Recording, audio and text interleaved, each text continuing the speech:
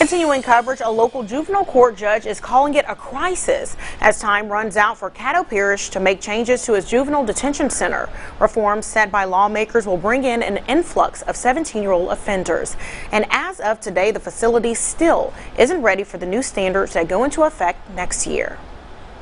Last year, a historic change to Louisiana's criminal justice system was implemented, and one of the most controversial reforms passed by lawmakers included 1,900 prisoners being released early from prison. Felicia Smith is now on a mission to ensure more changes are made. What better person is it to fight for a prison reform when I have served all this time and I know what it's like when you're trying to come back into the community and you want to do right and you're trying to do everything so you can stay on the right track. Smith, too, was granted an early release, but hers didn't come from the state. It was granted by President Barack Obama. At the end of his second term, he granted Smith clemency. I kept always saying, Lord, I know I'm not going to serve this 24 years. Yes, I did what I did, and please forgive me for that. After serving 12 years for federal drug charges, she entered a halfway house and is now a free woman. I learned from my mistakes.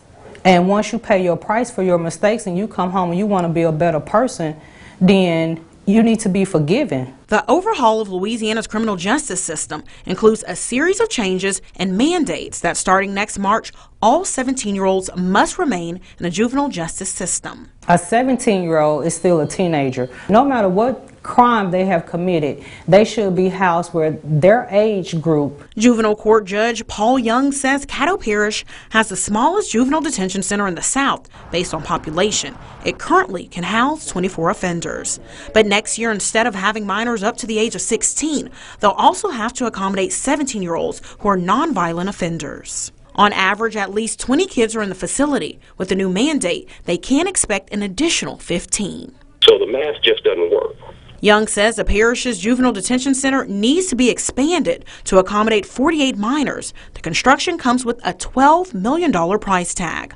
According to Young, the Caddo Commission has the money to fund the project, but doesn't have the $3 million needed annually for the additional operating costs for the larger facility. We knew 2 years ago that we would have this crisis now, and nobody did anything about it.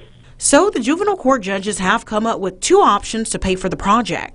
The first would be for a group of citizens to review the Caddo Commission's budget to see if funds can be reallocated for the detention center.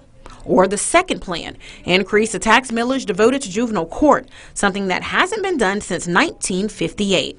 And if neither are approved, here's the worst case scenario. We'll have to start releasing people that we know need to stay in detention for whatever reason. Young warns time is running out and a decision must be made. If we don't start now, it's going to be way too late. And public safety, frankly, will suffer.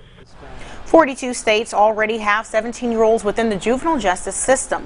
One thing to keep in mind, July 2020, all 17-year-olds accused of crimes will need to be held at the Juvenile Detention Center. Next year, they only need to make room for the non-violent offenders.